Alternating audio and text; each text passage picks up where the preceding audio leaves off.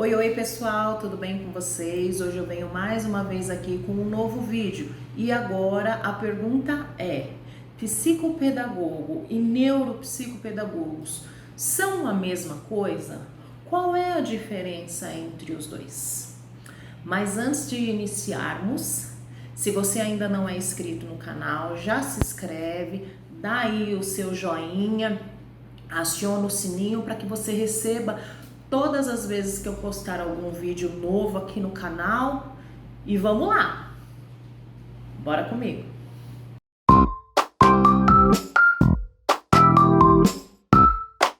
Meu nome é Valquíria Pontes, sou psicopedagoga, neuropsicopedagoga e sou especialista em autismo. Hoje eu venho falar um pouquinho com vocês sobre a diferença desses dois profissionais que muitas pessoas ainda se confundem e não sabem qual é a diferença de um do outro. Vamos primeiro falar um pouquinho do psicopedagogo. Quem é esse profissional? O estudo da psicopedagogia, ele usa os conhecimentos da psicologia, pedagogia e da antropologia. E o que seria a antropologia? Ela é a ciência que estuda a aprendizagem humana, tá? Então vamos lá, a psicopedagogia ela está embasada em 3 áreas, ela faz junção nessas 3 áreas, na pedagogia, na psicologia e na antropologia.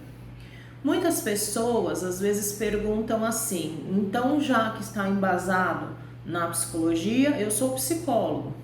Não, gente, psicólogo precisa ter a graduação de psicólogo, nada a ver com a psicologia, tá? Tem algumas coisas, alguns métodos que entram dentro da psicopedagogia, mas não tem nada a ver, ok? Então, nós sabemos que a psicopedagogia estuda a aprendizagem humana, desde o recém-nascido até o idoso, porque em todo esse processo nós estamos em processo de aprendizagem constante, sempre.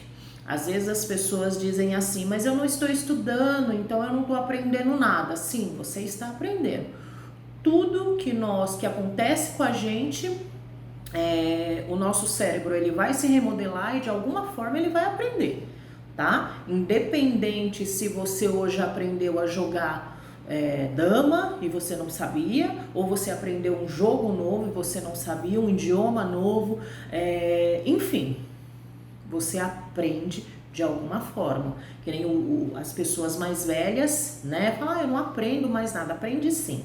Às vezes você só sabia pregar um prego, hoje você sabe colocar um parafuso, que é um pouquinho mais, né? Mas enfim, o nosso cérebro ele está em aprendizagem constante, sempre, tá? Então assim, esse é o estudo da psicopedagogia, tá? É a aprendizagem humana, ok? Agora vamos falar um pouco da neuropsicopedagogia. Quem é esse profissional? A neuropsicopedagogia ela já é um pouquinho mais aprofundada. Por que ela é um pouco mais aprofundada? O estudo dela é baseado na neurociência, tá? Aplicada à educação, à psicologia cognitiva e à pedagogia. Vocês viram como os estudos são diferentes, né? Ele vai, na realidade, esse profissional, ele vai entender um pouco melhor o funcionamento do cérebro, ou seja, do sistema nervoso central, tá? O enfoque dele central é realmente o estudo do sistema nervoso central. Por exemplo, que é responsável, na realidade, pela memória, tá? Ou seja, esse profissional, o neuropsicopedagogo, vamos pensar assim de uma forma para que vocês entendam melhor comigo, tá? Imaginem que eu e você somos iguais, temos o mesmo grau de instrução. Por que a minha memória é melhor do que a sua? Sendo que nós temos o mesmo cérebro, nós não temos problemas, nunca sofremos lesões, nada, né? Por que que esse cérebro, ele é diferente em questão da memória? A minha memória é um pouco melhor do que a sua, né? Digamos assim. Então, esse profissional, ele estuda a base do sistema nervoso central voltado para aprendizagem, tá? Voltado para aprendizagem. Hoje em dia, gente, é muito importante que quando nós falamos assim, sistema nervoso central, estudo do cérebro, a gente lembra o quê?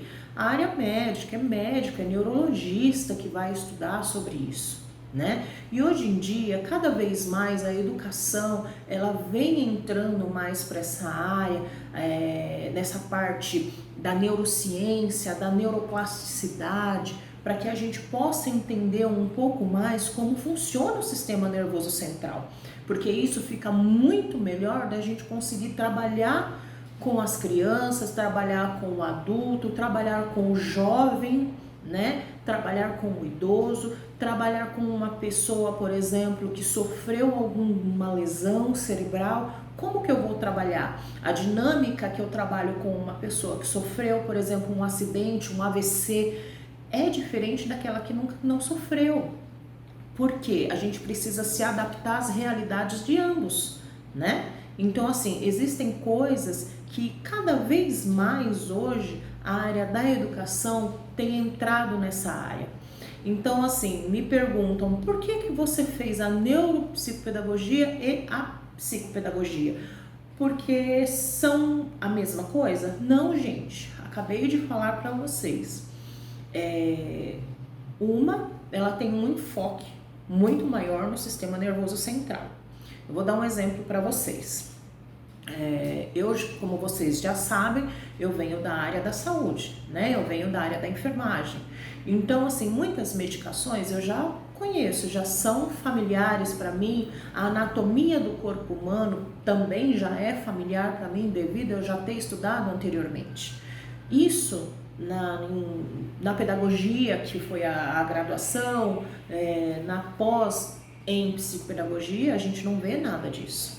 Diferentemente, na neuropsicopedagogia, você vai estudar o sistema nervoso central, você vai saber o que é várias coisas, onde na realidade, para a área da educação é novo para a gente, tá? Então, assim, a área da neuropsicopedagogia é uma área mais completa?